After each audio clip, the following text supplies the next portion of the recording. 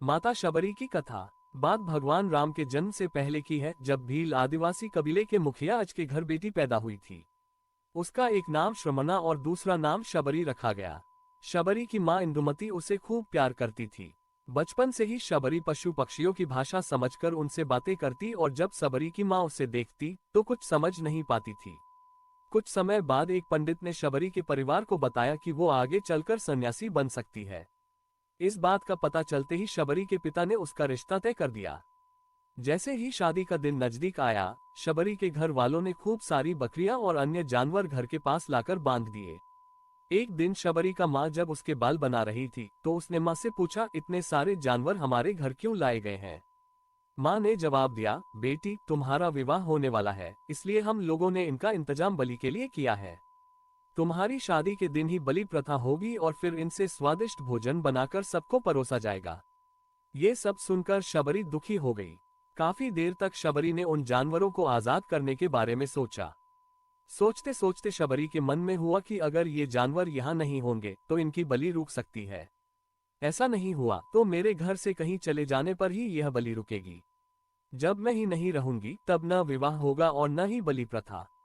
इससे मासूम जानवर बच जाएंगे।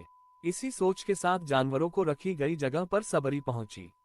उसने सोचा कि उन्हें खोल देती हूँ, लेकिन वो ऐसा नहीं कर पाए। उसके बाद शबरी जंगल की तरफ भागने लगी। भागते भागते शबरी ऋषिमुख पर्वत पहुंच गई। वहां करीब 10,000 ऋषि रहा करते थे। शबरी को लगा कि वो भी इसी जंगल में किसी तरह ऋषि मुनियों की सेवा करके अपना जीवन जी लेगी। वो चुपचाप उसी जंगल में एक हिस्से में किसी तरह से रहने लगी। शबरी रोजाना ऋषि मुनियों की झोपड़ी के आगे झाड़ू लगाती और हवन के लिए लकड़ियां भी लाकर रख देती। ऋषि मुनियों को समझ नहीं आ रहा था कि जंगल में उनके काम अपने आप कैसे हो रहे हैं। एक दिन शबरी को किसी ऋषि ने देख लिया। उसे देखते ही उसका परिचय पूछा। जैसे ही शबरी ने बताया कि वो भील आदिवासी परिवार से संबंध रखती है तो उसे ऋषियों ने खूब डांट लगाए। शबरी को इस बात का बिल्कुल भी पता नहीं था कि उसकी जाति छोटी है और उसे ऋषियों द्वारा जाति की वजह अपमान सहन करना पड़ेगा। इतना सब होने के बाद भी शबरी हर ऋषि मुनि के दरवाजे पहुंचती और उनके आंगन में झाड़ू लगाकर उनसे गुरु दीक्षा देने के लिए कहती। हर कोई शबरी को उसकी जाति की वजह से अपने आश्रम से भगा देता था। ऐसा होते होते काफी समय बीत गया। उसके बाद शबरी मतन ऋषि की कुटिया में पहुंची। वहां पहुंचकर मतन ऋषि को शबरी ने बताया कि वो उनसे गुरु दीक्षा लेना चाहती है। उन्होंने खुशी खुशी उसे अपने गुरुकुल में रहने दिया और भगवान से जुड़ा ज्ञान देते रहे। शबरी ने भी अपने गुरु मतन ऋषि की सेवा करने में कोई कसर नहीं छोड़ी। वो गुरुकुल के भी सारे काम करती थी। शबरी से खुश होकर मतन ऋषि ने उसे बेटी मान लिया था। समय के साथ मतन ऋषि का शरीर बूढ़ा हो गया। उन्होंने एक दिन शबरी को अपने पास बुलाया और कहा, बेटी मैं अपना देह त्यागना चाह रहा हूँ। बहुत साल हो गए इस शरीर में रहते रहते। शबरी ने दुखी मन से कहा, आपके ही सहारे मैं इस जंगल में रह पाई हूँ। आप ही चले जाएंगे तो मैं जीकर क्या करूंगी? आप अपने संग मुझे भी ले जाए, मैं भी देह त्याग दूंगी। मतन ऋषि ने जवाब दिया, बेटी तुम्हें चिंता करने की जरूरत नहीं है। राम तुम्हारी चिंता करेंगे और ध्यान भी रखेंगे। शबरी ने राम का नाम सुनने के बाद पूछा, वो कौन है और उन्हें मैं किस तरह से ढूंढूंगी? मंतग ऋषि ने बताया, राम कोई और नहीं भगवान है। वो तुम्हें सारे अच्छे कर्मों का फल देंगे। तुम्हें उन्हें ढूंढने की कोई जरूरत नहीं है। वो एक दिन खुद तुम्हें खोजते हुए इस कुटिया में आएंगे और तुम्हें उनके हाथों ही मोक्ष मिलेगा। तब तक तुम इसी आश्रम में रहो। इतना कहते ही मंतग ऋषि ने अपना शरीर त्याग दिया। शबरी के मन में मंतग ऋषि के जाने के बाद से एक ही बात थी कि भगवान राम स्वयं उससे मिलने आएंगे। वो रोज भगवान राम से मिलने के लिए बाग से अच्छे अच्छे फूल लाकर पूरा आश्रम सजाती और भगवान के लिए बेर तोड़कर लाती। भगवान के लिए बेर चुनते हुए शबरी उन्हें चख लेती थी ताकि भगवान वो सिर्फ मीठे बेर ही दे। रोजाना शबरी इसी तरह भगवान के दर्शन की आस में फूल और बेर इकट्ठा करती रहती थी। इसी तरह इंतजार में कई साल बीत गए। शबरी का शरीर एकदम वृद्ध हो गया। एक दिन आश्रम के पास के ही तालाब में शबरी पानी लेने के लिए गई। तभी पास के ही एक ऋषि ने उसे अछूत कहते हुए वहां से भागने के लिए कहा और एक पत्थर मार दिया।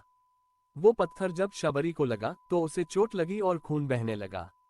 बहते हुए खून की एक बूंद उसी तालाब के पानी में गिर गई। तभी पूरा तालाब का पानी खून में बदल गया।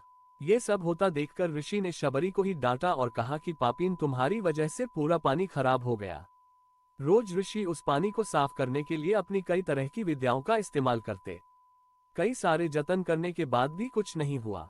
फिर उन्होंने गंगा जैसी कई पवित्र नदियों का जल भी उस तालाब में डाला। फिर भी तालाब का पानी साफ नहीं हो पाया और वो खून जैसा ही रहा। कई सालों तक तालाब के पानी को साफ करने की कोशिश के बाद भी कुछ काम नहीं आया, तो ऋषि ने थककर सब कुछ छोड़ दिया।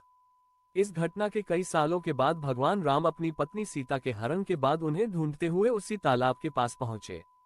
ऋषि मुनियों ने उन्हें पहचान लिया। भगवान को वहां देखकर ऋषियों ने तालाब का पानी साफ करने के लिए भगवान को अपने पैर उसमें डालने के लिए कहा, लेकिन पानी जैसे का तैसा ही था। ऋषि मुनियों ने भगवान से भी कई अन्य जतन करवाए, लेकिन वो पानी जस का तस खून जैसा ही रहा। तब भगवान ने ऋषियों से पानी के रक्त में बदलने की कहानी पूछी।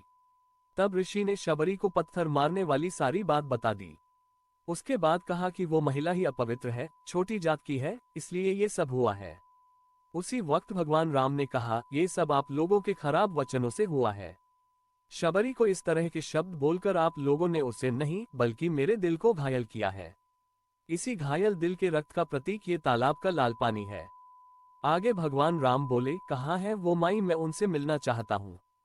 तब तक शबरी उसी तालाब के पास पहुंच जाती है। इस दौरान शबरी के पैर को ठोकर लगती है और कुछ भूल उस तालाब में गिर जाती है। तभी सारा पानी साफ हो जाता है। भगवान सबसे कहते हैं कि देखिए, आप लोगों ने क्या कुछ नहीं किया, लेकिन पानी साफ नहीं हो पाया। अभी सिर्फ इनके पैर की थोड़ी सी धूल ने ही तालाब का पानी साफ कर दिया। भगवान राम को शबरी पहचान चुकी थी। उन्हें प्रणाम करके शबरी ने कहा, भगवान आप मेरे साथ कुटिया में चलिए। भगवान भी खुशी खुशी शबरी के साथ चल पड़े। फूलों से शबरी ने भगवान राम का स्वागत किया। वो सीधे बेर तोड़ने के लिए भाग गई और चक कर उनके लिए बेर लेकर आए। उन्होंने बड़े ही प्यार से भगवान राम और उनके भाई लक्ष्मण को बेर दिए। भगवान राम ने भी उतने ही प्यार से उन बेर को खाना शुरू किया।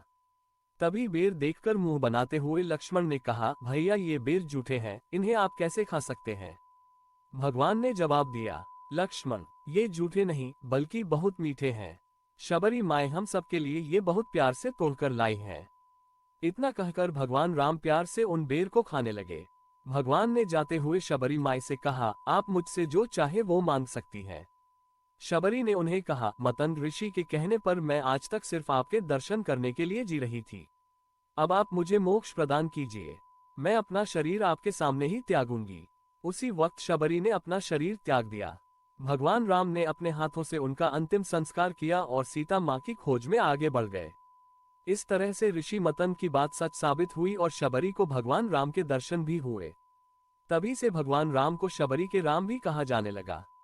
कहानी से सीख, सच्ची श्रद्धा हो तो भगवान के दर्शन जरूर होते हैं।